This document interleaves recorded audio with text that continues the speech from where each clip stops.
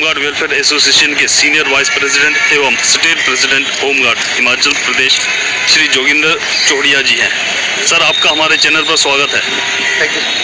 अच्छा, आप यह बताएं कि दिल्ली के लाल किले से देश व प्रदेश के होमगार्ड जवानों को क्या संदेश देना चाहते हैं?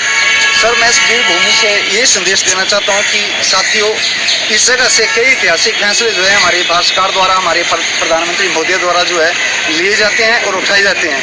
मैं आप लोगों को भी यहीं से यही संदेश देना चाहता हूँ कि पूरे भारतवर्ष का होमगार्ड जवान समस्त राज्य एक मंच पर एकत्रित होने की कृपा करें, ताकि इस लड़ाई को मजबूती से देश के समक्ष रखा जाए और इस लड़ाई को जो है लड़ा जाए मिलकर।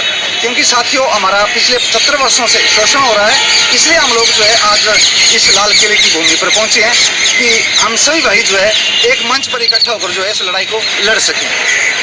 अच्छा, भारत सरकार से आपकी क्या मांग है? भारत सरकार से हमारी यही मांग है कि मोदिया, हमारे ऊपर जो कानून लागू किए गए हैं वो कानून जो है वो अंग्रेजों द्वारा, अंग्रेजों के समय के हमारे ऊपर कानून जो है वो लागू किए गए हैं, जिसकी वजह से पूरे देश का होमगार्ड जवान जो है वो समस्त राज्यों में शोषित हो रहा है।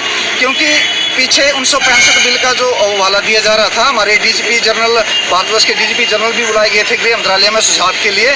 तो 1965 जो बिल था उसमें हमारे जो देश के IAS अधिकारी थे या हमारे प्रथम सेनापति जनरल करियप्पा थे, उनके द्वारा काफ़ी अनुशंसाएं जो है होमगार्ड जवानों के हित के बारे में की गई थी। क्योंकि देश का होमगार्ड जवान जो है काफ़ी महत्वपूर्ण अपनी सेवाएं जो है अपने देश हित के लिए दे रहा था, जिसके प्रति उन्होंने 1965 में हमारे हित के लिए अनुशंसाएं की और 1966 में भारत शासन ने आदेश पारित किए नियमित करने के समस्त राज्यों को।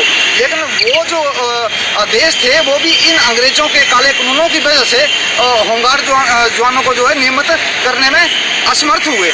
इसलिए हमारी भारत सरकार से यही निवेदन है कि मोदिया, हमारे हित के लिए जो है ये जो अंग्रेजों द्वारा काले कानून बनाए गए हैं, जब भारत का आज़ाद भारत के द्वारा भी कई काले कानून जो है हमारे हित के लिए बनाए गए हैं, उनमें सही में संशोधन करके हमारे हित के लिए जो है इसमें संशोधन करके देश के होमगार्ड जवानों को भी न्याय दिलाया जाए। क्योंकि अभी 18 से 22 का जो सत्र बैठ रहा है, हमें पूर्ण विश्वास है भारतवर्ष के समस्त शासकों के ऊपर कि वो हमारे हित के लिए माननीय प्रधानमंत्री मोदी के समक्ष में देश के होमगार्ड जवानों की पीड़ा को जरूर रखेंगे, जिससे देश के होमगार्ड जवानों का भला हो सके।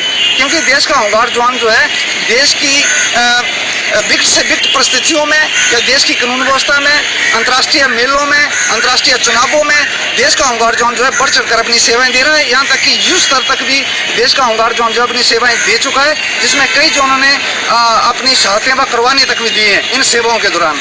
इसलिए देश का होमगार्ड जवान जो है पुलिस बल के साथ और अर्धसैनिक के बल के साथ कंधे से कंधा मिलाकर अपनी सेवाएं दे रहा है।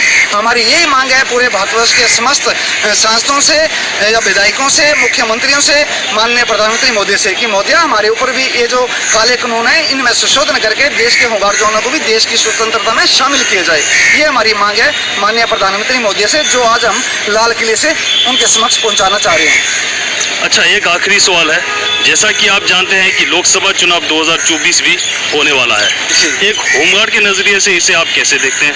सर, होमगार्ड के नज़रिए से हम ये देखते हैं कि पहले भी देश के होमगार्ड जवानों ने भरपूर सहयोग जो है वो भारत सरकार का दिया है। अगर होमगार्ड जवानों के हित के लिए भारत सरकार जो है उस तरह कदम उठाती है और इस स्वयंसेवी एक्ट में संशोधन करती है, तो देश का होमगार्ड जवान जो है फिर भारत सरकार के साथ कंधे से कंधा बनाकर खड़ा रहेगा।